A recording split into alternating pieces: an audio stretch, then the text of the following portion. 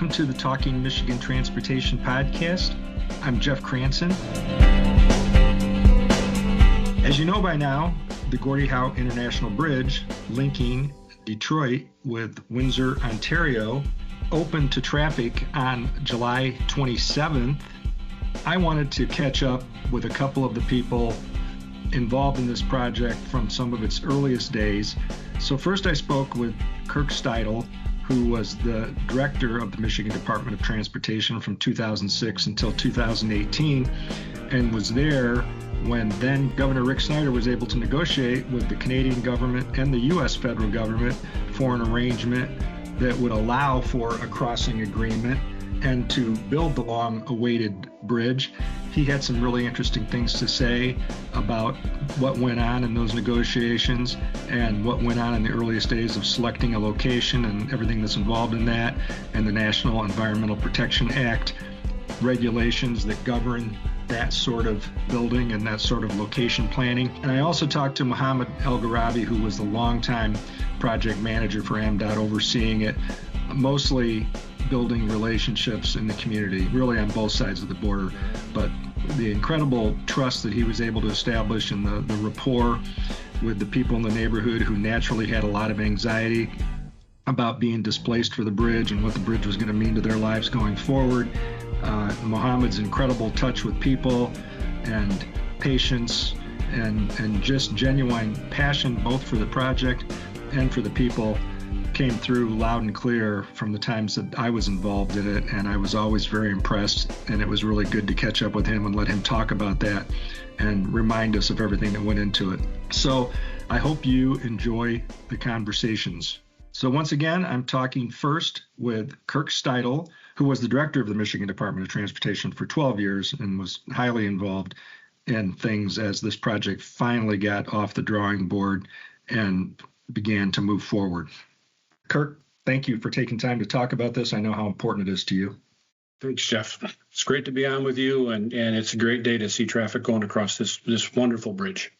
So let's talk about your earliest memories. You became director of the department in 2006. Is that right? That's my memory. That's right. And yep, for 3 years before, I was the chief deputy, so I was involved when it started. You were working on it even then, yeah. So think about when this first got on your radar, and they were even so far as just looking for sites, even if you could ever get a governor and a legislature to go along with the project. The first thing was trying to identify where it should go, right? Yeah, exactly. You know, that the whole environmental process starts with as many locations as possible and just a little bit of analysis. And then as you start eliminating some of those alternatives, then you do deeper analysis, right? So I think we started with, 38 or 40 different possible alternatives, all up and down the river, from Grosse Pointe all the way south to the mouth of the river. So when you think back about that and getting to that point, were you thinking then, I guess if somebody had asked you then, let's say we can agree on this now, we can get NEPA signed off on, we can get legislative approval, how long would you have thought it would take in your wildest dreams? You know, if everybody was on board, if we'd have gotten NEPA done, say in 2 years, everybody would have said that's one of the fastest ever, right? So let's just say we could get done in 2 years, everybody agreed, and then everybody agrees to pay their share. You get to a concession contract, you're still talking 4 years to build it anyways. And I think had we not had COVID in the middle of this, probably would have sped up the completion. So think about 2004 or 5 or 6, right? If you came up with an answer, maybe by 2010, 2012, the bridge is open. 14 years before it was open. Yeah. So, I mean, think about Chad Livengood at the Detroit News actually did some very, very good reporting on this. And one of the observations he made was that when you did agree on a site, it was the narrowest spot in the river, which makes a lot of sense. And that was part of why the Coast Guard was willing to permit it, because you didn't need any kind of support in the river itself. And that was a huge moment, of one of many huge moments, right? Yeah, that was huge. And if you fast forward into construction, now you're constructing on dry land instead of constructing in the river. So aside from all the Coast Guard regulations and the potential issues of some future ship hitting it, you're building it on dry land. So just the construction of it becomes much easier. Of course, if you're in the river, the towers don't have to be as tall. Maybe the bridge isn't as big, but so many, we're so fortunate that was the spot that was picked because of, like the Maryland, the Key Bridge that got hit by a freighter. That's a really good example. So this wasn't really on my radar sitting in my perch on a city desk in Grand Rapids until the State of the State address that Governor Snyder delivered in 2011. It wasn't really even an issue in that campaign that year. And so when he came along and said, kind of surprised us all, I think you knew, but you were one of a handful of people that knew he was going to say that he found a way to go forward with the bridge. Between that and taking the high-speed rail money, the ARA money, he did some big things. Those were things that really contributed in my decision to take a job at the department. I was really impressed that he had the forward thinking to do that. Talk about what went into that decision and what your talks were with him about, what helped get him around, I guess. Yeah. But first of all, Governor Snyder is an exceptional person, right? So smart, so experienced in so many different ways. When he and I had a conversation and he said, hey, what should I think about this bridge? And he legitimately was asking, help me think through this, right? And I said, I can fill your head full of all the reasons. I said, but I think you should just go talk to the Canadians. Just go talk to the Canadians and get their thoughts. I said, and then let's circle back. So before I even said, hey, here's the reasons, could give him all of the, the process we've been through and the rest, he had followed it, right? It just wasn't one of those things that he was going to, raise his hand and say, I think we should do this or this. He, from a very intelligent perspective said, I need to learn more. Right. So he met with the Canadians. I was fortunate enough to be in that meeting. And then I just sat and I just took notes. I wasn't necessarily participating. And he came to his own conclusion. Now, at the same time, I think it was between, say, Christmas and New Year's, right as that was happening, as he's trying to make his decision. I think we, meaning MDOT, we put probably 400 pages of documents in front of him of the history, where we'd been, what was the purpose for this, what was the need, how was all of this coming together, of which he really absorbed, plus his meeting with the Canadians, plus his meeting with Secretary LaHood, and then came to that decision. In mid-January, before the first State of the State address that you talked about, and said, hey, this is a real estate deal, and we need to do this. So I provided all the factual background, but at the same time, I was also being very careful to not sell, right? Because I said, if this is going to be successful, he needs to say yes, because this is a really good deal, not because I influenced him in one way or another. And, he came to the right conclusion and said the Gordie Howe Bridge, or the NITC at the time, was the best thing for Michigan's future. And Governor Granholm was on board and was supportive and, gave you lots of rope, you and MDOT, to work on it. But this was at a time of, the super recession that Michigan saw in those years versus the rest of the country. Transportation was already underfunded in Michigan, has been for a long time. So it was really kind of a pipe dream in those days. It wasn't that she didn't want to do it. She had a less than supportive legislature and a lack of funding. So you found a way, you and the Governor Snyder found a way around both those things. And from then on, once that crossing agreement was signed, talk about that moment when they unveiled the poster and announced that it was going to be named for Gordie Howe, and just, it was a no-brainer. I remember thinking to myself, why didn't I think of that? That's like such an obvious name.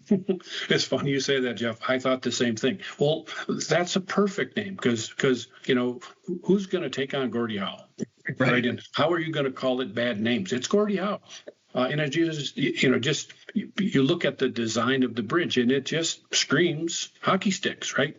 Yes. I had the great fortune of being able to present a Lifetime Achievement Award to Gordie Howe from the Michigan Council on Physical Fitness.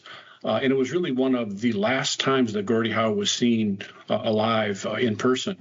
And that was just if I think about some of the amazing things that I got to do as director, candidly, that's right at the top. That's just was an amazing, amazing day to meet Gordie Howe and then to present them with this picture of the winged wheel and a number 9 on it with this bridge in the background, because the Canadians said, so, well, we're not officially calling it that yet. So there's a little bit of consternation about that. And I said, look, I'm just giving him a picture, recognizing the great work that he did. It just happens to have a bridge behind it.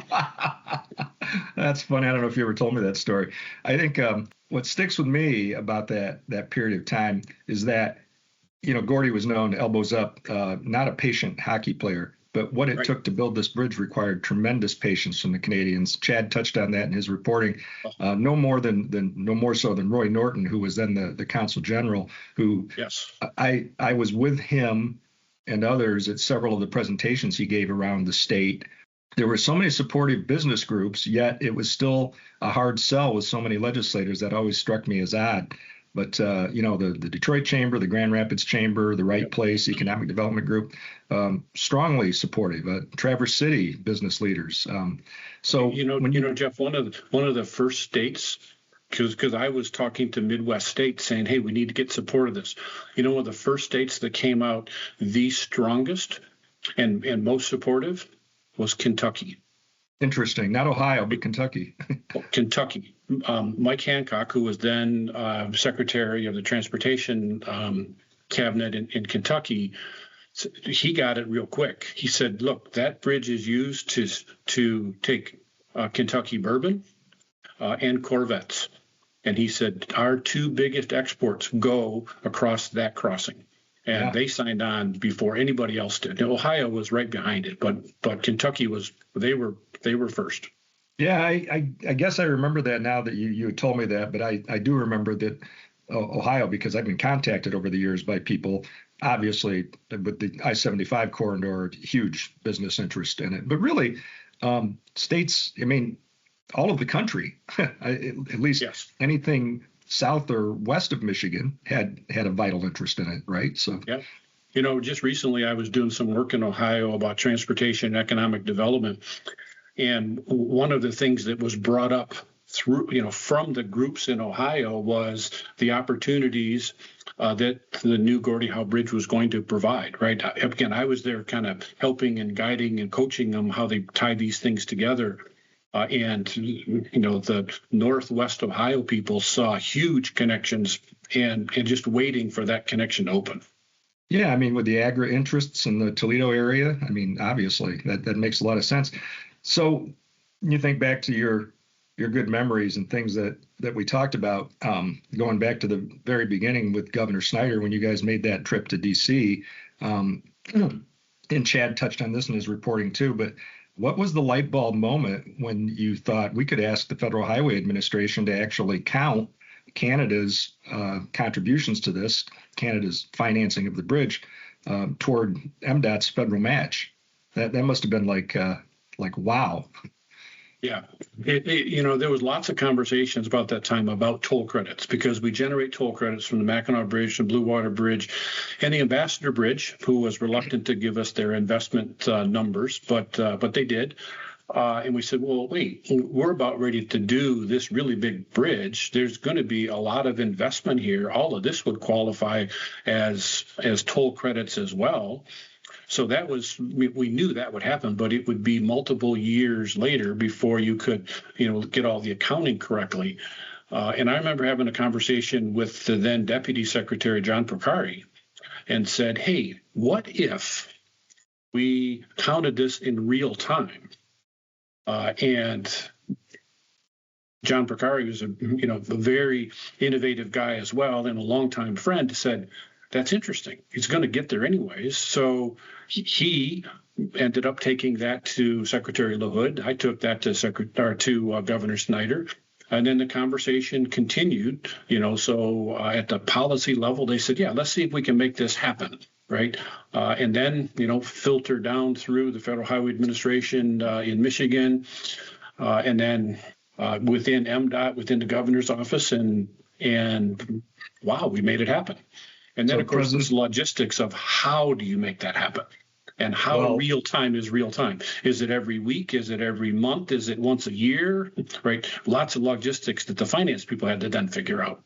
But that was also the beginning of a very important relationship, because Ray LaHood, who was President Obama's Secretary of Transportation, came to Michigan a lot in those days, both as part of those talks and because of the high-speed rail money. And I remember you pointed out he got to know Governor Snyder so well that Governor Snyder referred to him as Ray. Right. And Governor Snyder was Rick. It was Rick and Ray. Yeah. That's funny. Yes. So we didn't get to have a big celebration like we had hoped. In the end, that history isn't going to really matter. The fact is that it's built. It's a great testament to the two countries working together. I'm actually looking forward to riding my bike across. I haven't been able to do that yet. I'm sure you would enjoy doing that too as a cyclist. Yep. So what else do you want people to know about this and how it came together? And we should also say that dating back to Governor Granholm, we talked about, and then what Governor Snyder did, and Governor Whitmer stuck with it, gave it full-throated support all the way through, provided the resources and the attention that it needed. And oftentimes these kinds of big infrastructure projects span several administrations, so that's not that unusual, really. As I think about that, big infrastructure projects, really to your last point, they take time. And projects like this, or like the Sioux Locks, are not something that you get done within one administration. And it doesn't mean that you don't do them, right? You do them for the good of the state, of the people, the motorist, or whoever's using it, right? So you spend that time. So, think about Governor Granholm. She took a chunk of the department's administration and said, I want you to advance this project, knowing that there was no way, just think about that timeline we talked in the beginning. There was no way that she was going to walk across the completed bridge in her term, right? But you have to walk it far enough so that the next person can pick it up and carry it again. Now, I would have loved to have been able to see, have the thing finished by the time Governor Snyder was done, but we made it through. And at least Governor Whitmer got to be able to see it completed. As I think about those big projects, and I think specifically about this one, there's just a handful of people, and those people made a single decision at one point in their life that enabled this to happen, right? I think about Secretary LaHood. I think about Secretary Peters, who was the predecessor under George Bush that pushed to get the record of decision signed.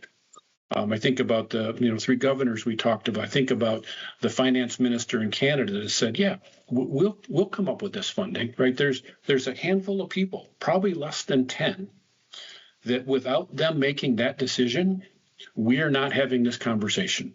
That's another way of saying, the old quote about society is made better by people who plant trees in whose shade they'll never sit, right? That's it exactly. Yeah. That's it exactly. Jeff, I think so much about the times when we were going through the design phase or the environmental phase, and people would say, well, why do you really need it? Or more importantly, I had senior administration people that would say, well, large discussion, well, what keeps you up at night?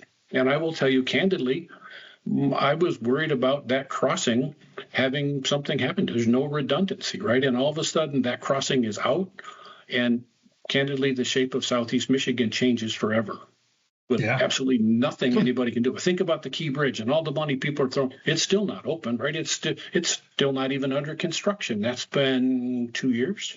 Yeah, it's been 2 years since that happened. Think about what happened to all the logistics and the supply lines. It would have totally rewritten what Southeast Michigan looks like. Yeah. Well, I mean, do you feel comfortable saying, I mean, you did a lot in 12 years as director. Really, that's the longest tenure of anybody in the modern era, running the Department of Transportation in Michigan. And you were such a pioneer when it came to intelligent transportation systems and connected and autonomous vehicles, not to mention asset management and performance measures and so many things. But really, does anything top this for, your fondest achievement? None. Knowing that going into the next 100 years, this crossing and the trade that goes across it will be solid. It will attract, just like we were talking about before from Ohio, it will attract business. It'll attract trade. That is, if I think about the legacy piece, yeah, that's it. Yeah. Well, thanks, Kirk. Thanks for taking time to talk about it. I appreciate it. I know you could talk forever given your memories and everything that was involved. I'll be back in a minute to talk with Mohammed Alghurabi, who was the longtime project manager, and he and I are going to talk more about some of the relationship building that went on, which can't be overstated, the importance of that and getting that project going forward. So thanks again. Thanks, Jeff. Stay with us. We'll have more on the other side of this important message. Roundabouts keep traffic moving, but they work best when everyone follows the same simple rules. Slow down as you approach, yield to traffic already in the roundabout, and don't stop once you're inside unless it's necessary. Use your turn signal as you exit so others know your plans. A little courtesy goes a long way in keeping everyone moving safely. As promised, I'm back with Mohammed Alghurabi, who was the longtime project manager on what was the Detroit River International Crossing, DRIC, became under Governor Snyder, NITC, which was the new international trade crossing, and then eventually became the Gordie Howe International Bridge. Mohammed was there for all of that. He was in the earliest days from the time they were going through the NEPA process, determining a location, figuring out a way to make that location work, and then following the ups and downs from a little bit of removed perch because he wasn't involved in the actual negotiations and the back and forth with the Canadian and U.S. governments, but he certainly had a keen interest in what they were talking about. And I think in those days, Mohammed, you probably went to bed every night not knowing what was going to happen the next day. Is that fair to say? Good afternoon, Jeff. Yes, that's pretty accurate. It became, you become so close to it. It becomes like your baby. I don't think any parent can close their eyes truly when they know their baby is beside them. So it became like a baby. It has been so long since I heard you refer to the bridge as a baby. It's refreshing to bring that memory back. So talk about how you first came to be involved in the project and what your memories are of those earliest days. Well, that's really awesome that you bring this up because I want to give a shout out to a couple of people without mentioning names, but in the planning area of the department, Bureau Planning, were advertised a position for a new senior project manager. And at the time, I was not sure whether I should go for it or not. When I read about it, I was like, man, it sounds so intriguing, finding a new location, locating a bridge, a custom plaza, and a freeway right in the southeast Michigan, specifically in the southwest Detroit area.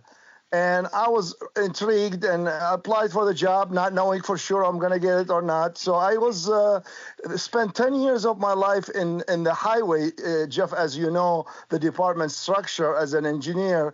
But then I crossed that's basically it's taboo when you have an engineer going over to the planning. However, I look back and I spent two-thirds of my career in the planning area. And I want to say it was a joy right from the beginning to the end. You were not born to to take be a anything hybrid. away from highway. Sorry. I said you were born to be a hybrid. I was hybrid. I am hybrid. You're absolutely right. But the thing that brings me so close to feeling so good about it the whole time, from start to end, is the people. I am more attached to the people than anyone I know. And I'm not, bragging or anything, but that was my job. When people ask me, so you're the guy that built it? You're the guy that designed it? No, neither. I'm the one that brought it to the people, connect the people to the highway engineers and highway, and the geotechnical person and the hydraulics and all the specialties that, I can on and on and on. But that's not what's important is, could we and can we, because ultimately, who are the users? The people, whether you're in the neighborhood, whether you're coming to the neighborhood, whether you're passing through, the people always are the users of the infrastructure we build, and we have to make that connection. We have to make it dialed in from day one.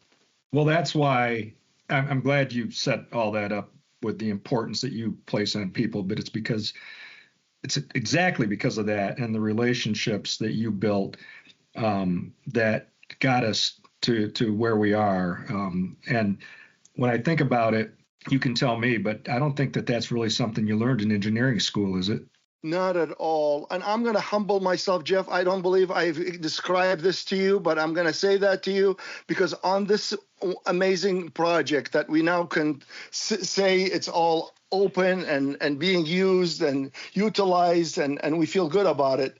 So I can say this. I had a gentleman, and I'm going to say the name because he's a wonderful person, stayed with the project faithful for a long, long, long time. His name is John Nagy. He approached me at the podium after the meeting and started asking me specific questions about his home and how is that going to affect him. And at the time, I was still a pup. You're talking 23 years ago. So I was 15. So, Yeah, that's right. So anyways, John taught me quite a bit because I was taking things personal as a young engineer, like most of my colleagues, engineers. We think when we go to the public, we know what we're going to deliver.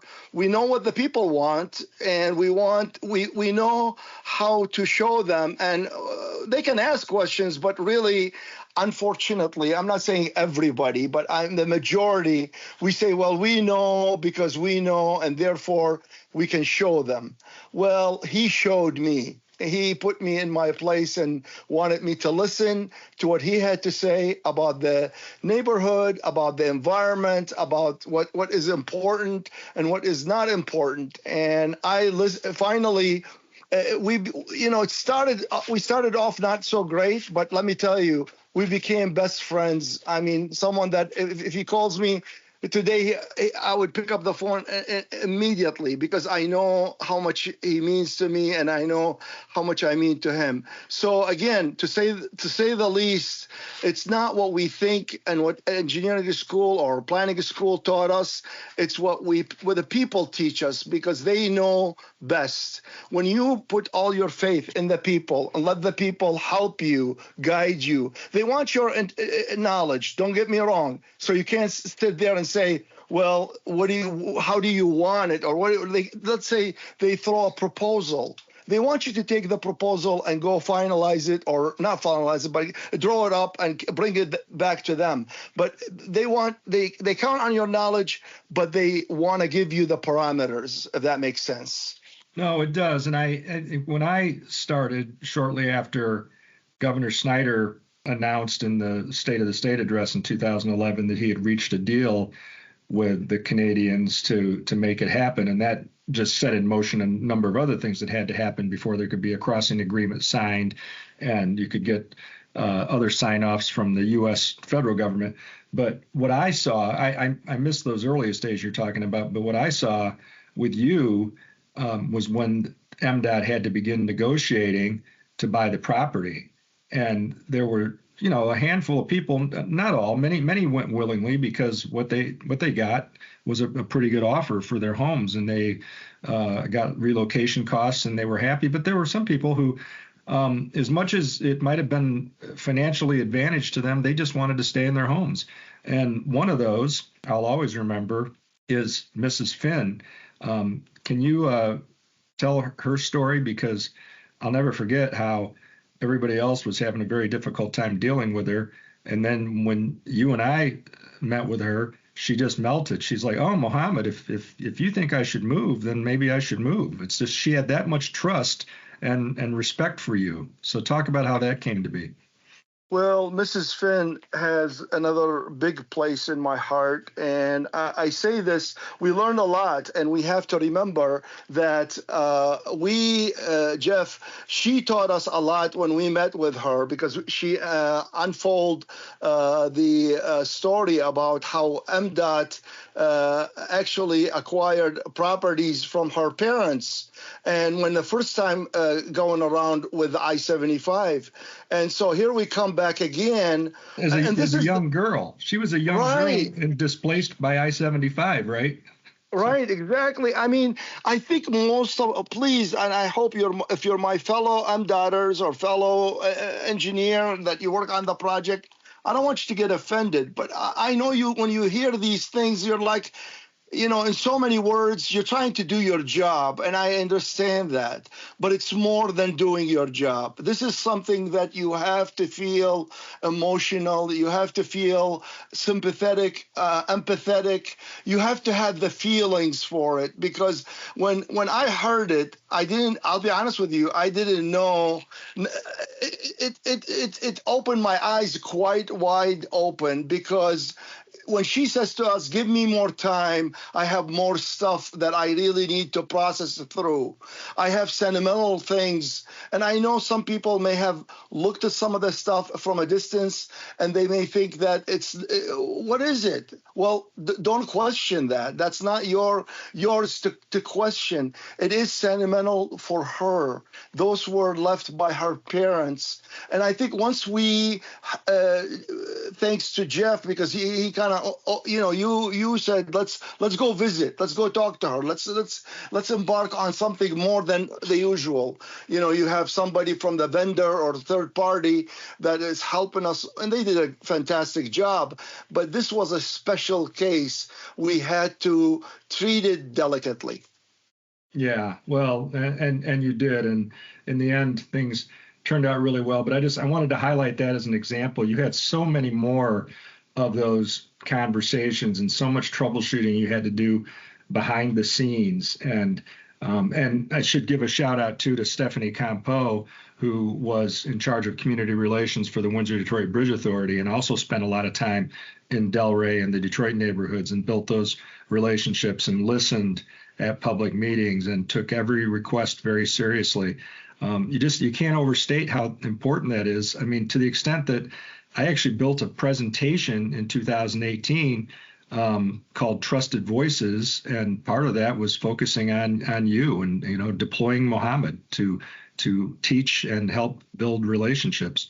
So as you think back, citing those specifics is really helpful. But talk about the highlights over the years. I mean, when going from those early days, just talking about where it might go and what would need to happen, to the time that you really were able to move on from the project sometime after the early works began in 2018, and you had other big things that MDOT wanted you to do.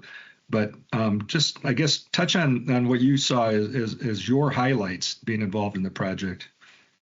I think, Jeff, when I look back and I think of Southwestern High School, which it's no longer there, it's a landmark. It was a landmark for anybody from the Southwest Detroit. I mean, there are quite a few people who, people that if I mention their name, you'll know them, that went to Southwestern High School. That was really a very wonderful place for the purpose of meeting on the Gordie, on the time DRIC, Detroit River International Crossing. And I guess the highlight, Jeff, I remember folks like Marianne, that the lady that comes from Windsor, and Terrence, her another gentleman that they used to come together, and Cutterman. Her last name is Cutterman, and she was the voice for the Sandwich Town, the voice for West Windsor. And again, similarly, I had Mrs. Leonard. I will never forget. You remember, Jeff, Mrs. Leonard was a retired school teacher.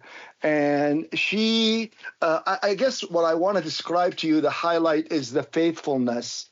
Whether it happened, I believe, if I remember correctly, every Wednesday night.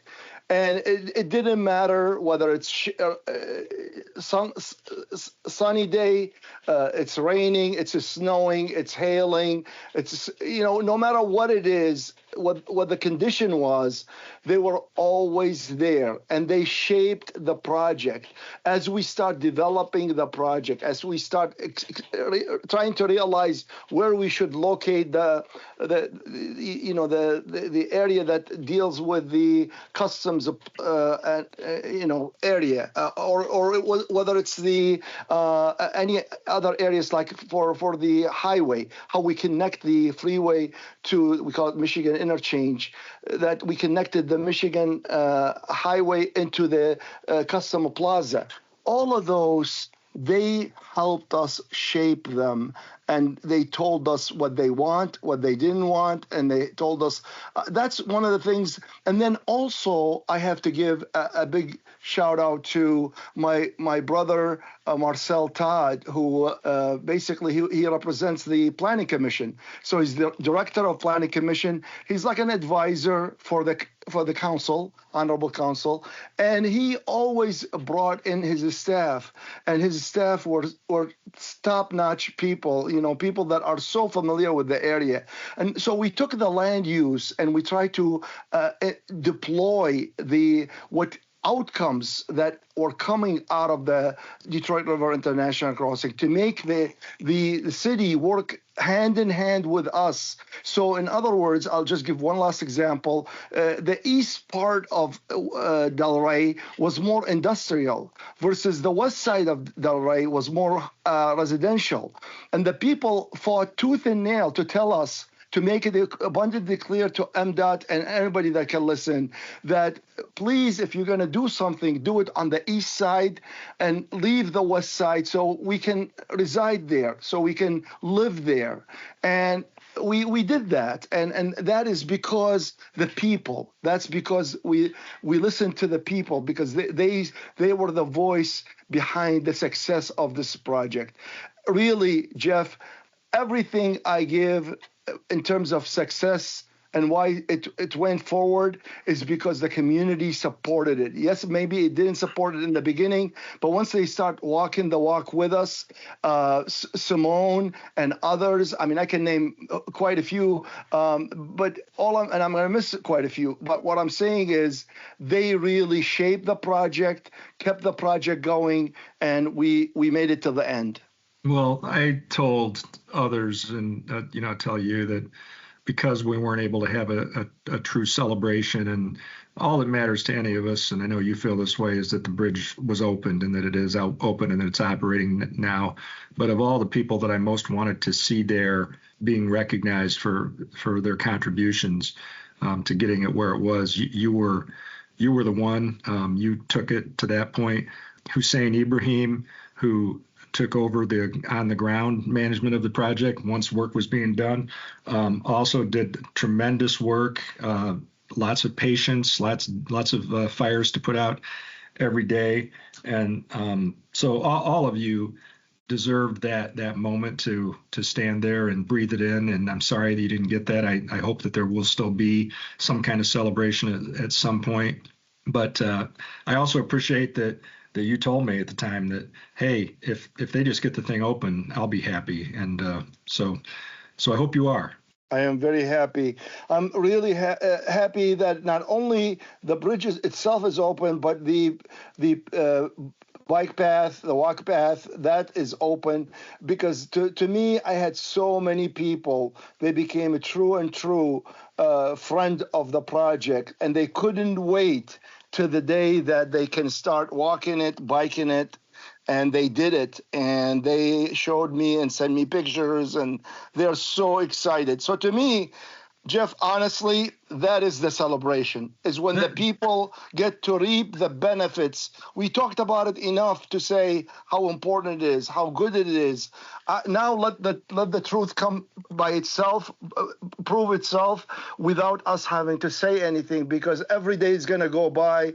It's going to make the area even better and better and better. Last week, August 5th, the day that the bike path and non-motorized path opened, they were overwhelmed by the number of people who were lined up, mostly with their bikes ready to cross. And that's just really cool. I mean, the idea that you can go, basically from a launch to Pelee Island, across the bridge, down the Detroit riverfront, all the way, if you want to, you can go all the way to Belle Isle on a path. That's pretty cool.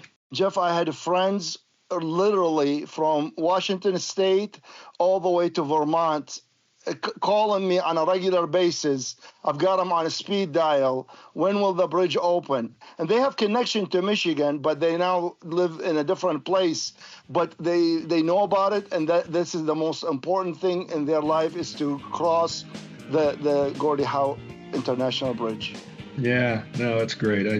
Congratulations to you and to everybody else, but I wanted to talk to you and Kirk Steudle, the former director, because you guys were in the trenches early on. So thanks, Mohammed. Thanks for taking time to share those memories. I look forward to when we can get down there together and truly celebrate. Thank you very much. I'd like to thank you once more for tuning in to Talking Michigan Transportation. You can find show notes and more on Apple Podcasts or Buzzsprout. I also want to acknowledge the talented people who help make this a reality each week, starting with Randy Debler, who skillfully edits the audio, Jesse Ball, who proofs the content, and Jackie Salinas, who posts the podcast to various platforms and transcribes the audio to make it accessible to all.